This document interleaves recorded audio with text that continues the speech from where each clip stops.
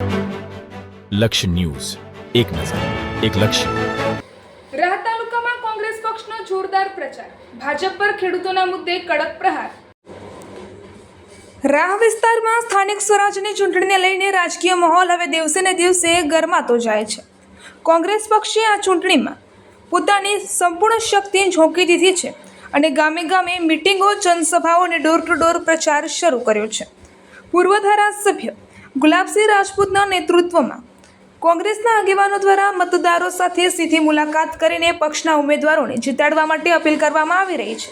તાલુકા પંચાયત માટે મોંગીલાલ પટેલ, રાહ તાલુકા પંચાયત માટે શંભુસિંહ વાઘેલા અને મોરથલ જિલ્લા પંચાયત માટે ભીખાભાઈ પટેલ જેવા ઉમેદવારો ચૂંટણી મેદાનમાં ઉતરી ચૂક્યા છે.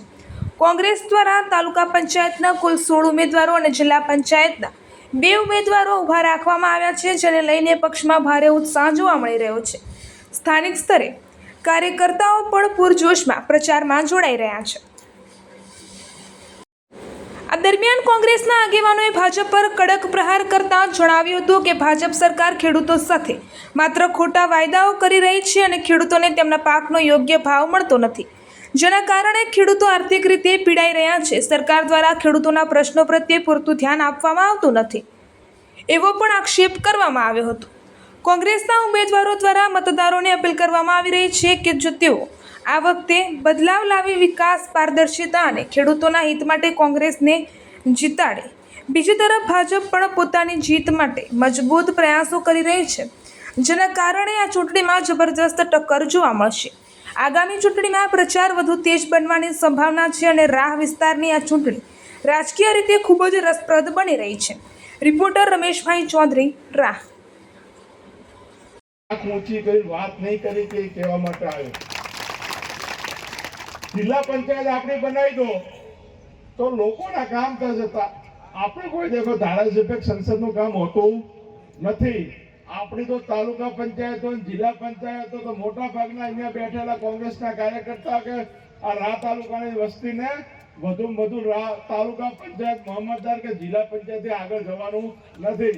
કોકને મોટા ખોટા બિલ્ડિંગો બનાવવા હોય, ખોટા બાંધકામ કરવા હોય, એને તો કદાચ ધારાસભ્ય સંસદની કે સરકારની જરૂર પડે. ખોટી સીટો બેહાડવી હોય, સમસોન હોય ને સીટ હોય બેહાડી હોય, હોયથી હોય સીટો બેહાડવી હોય, એને સરકારની જરૂર પડે, એમને ધારાસભ્યની જરૂર પડે, એમને સંસદની જરૂર પડે. પણ જેને આવકનો દાખલો જોઈતો હોય, સનદ જોઈતી હોય, કે આપણે પંચાયતની નવું ગામ તો મંજૂર કરાવવું હોય કે વિધવા પેન્શનનું હોય, આવા નાના મોટા કામ તો તાલુકામાં થાય. આપણે એનાથી વધારે કોઈ કામ નથી આનું અને એનાથી વધારે આલીએ નથી કહેવાના. મોગીલાલ ભાઈ એમના સુજલામ સુફલામ કેનાલની વાત કરી ત્યારે કહું કે આ કેનાલ છે નરેન્દ્રભાઈ મોદી હતા ત્યારે 6500 કરોડના ખર્ચે બની હતી અને લોકોએ વાયદા આપ્યા, વચન આપ્યા અને આ કેનાલને છે બેવટાથી નેનાવા ખોડા કાઢવાનો વચન આપીને ગયા. પણ હવે 3.5 વર્ષ થઈ ગયું. 3.5 વર્ષમાં બેવટા પહોંચી એ ખાલી વિધાનસભાની ચૂંટણી હતી ત્યારે એ જીસીબી લાવીને ખોદ્યું, એના કઈ નવું કામ થયું. એટલે અત્યારે તમને વાયદા આપશે, વચન આપશે, પણ જે કરવાનું છે નથી. જેમ વાત કરી મોગીલાલ ભાઈએ, માત્ર પાઇપલાઇન નાખવાનું કામ ટકાવારી માટે કરીને આજે ફંડ ઊભું કરવા સિવાય ભાજપને કોઈ આનો મતલબ છે નહીં. પાણી આવે તો બરોબર, ના આવે તો બરોબર, પણ જેમ કીધું આ કેનાલ ભરો હોય તો આપણે કદી કોલમ નોખવી પડે, પણ નથી નોખતા. અને હું તો આપ સૌને વિનંતી કરું કે આ 16 ઉમેદવારને 2 જિલ્લા પંચાયતના ઉમેદવાર 18 લોકોએ ભેગા થઈને માથે પાઘડી પહેરાવી છે. એટલે આ બધાની પાઘડી આબરૂ તમે બધા આપશો તો વિનંતી કરું.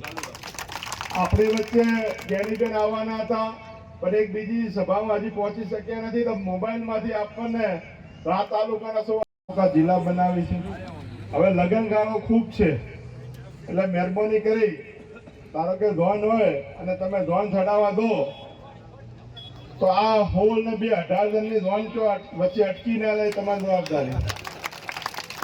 અને ઘરે ધોવાનું હોય તો હું તો કોઈ વરસાદ બે હખાઈએ ને બે ધોનાડીઓને પહેલા રવાના કરી દો ને આ બધા ધોન તમે પૂરી ચડાવીને પછી તમે ધોનમાં લાદો એ વિનંતી કરવા આવ્યો. આજે ખેડૂતોની વાત કરીએ, એરંડાનો ભાવ, રાયડાનો ભાવ, એની અમે ડીએપી યુરિયાનો ભાવ, દૂધના તમારા ગાયના અત્યારે 2 વર્ષ પહેલા 30 રૂપિયા હતા ને અત્યારે 30 રૂપિયા છે. આજે ભેના દૂધના આજથી 2 વર્ષ પહેલા 50 રૂપિયા હતા ને અત્યારે 50 રૂપિયા છે. એની અમે સાગરદોનો ભાવ કેટલો વધ્યો ઘટ્યો, પાપડીનો ભાવ વધ્યો ઘટ્યો, અને આ સારના પૂળાનો ભાવ વધ્યો ઘટ્યો, ભાવ ડબલ થઈ ગયા. અને એની અમે દૂધનો ભાવ આજે અત્યારે એનો આ 20 રૂપિયાની પાણીની બોટલ છે, 30 રૂપિયાનું દૂધ, અને છાશ લેવા જાઓ તો 1 લીટરના 50 રૂપિયા છે. દૂધ સસ્તું અને શા મોંઘી છે આપણા રાજની અંદર. ત્યારે આપને કહું છું, બધા કાંઠા થઈને મક્કમ થઈને પૂરેપૂરું વોટિંગ કરાવજો, કોઈ રહી ના જાય. અને હજી એક કહું છું, અરસ જો તમારા સગા સંબંધી હોય એના બધા થાય એટલી બધા મદદ કરજો. પછી તમારા મોમાં માસી ભૂઈને એવું નહીં કે અમારું પોતાનું, પણ દરેકે દરેક હોળે હોળ ઉમેદવારનું બધા ભવિષ્ય નક્કી કરવા માટે દો થાય, દો ફોન થાય, 2 દી પૂરેપૂરા રાખજો. આખી ચૂંટણી મહેનત કરો, બધું કરો, પણ જેને વોટિંગ નથી આપણે તો આરામ કર્યો કે બૂથ પર કાંસા રહ્યા તો આપણને પરિણામ આપવું ઊંધું પડશે. એટલે મહેરબાની કરીને વોટિંગના દિવસે સવારના 7 થી લઈને રાતના 6 વાગ્યા સુધી કોંગ્રેસ પાર્ટીના પંજા ઉપર વોટ પડે એના માટે મહેનત કરવાની. ઘણી બધી મોગીલાલ ભાઈએ વાત કરી છે, ફોર્મ ખેંચાવવાની, ઉમેદવારો લઈ લાવવાની, ખૂબ બધું થયું. કદી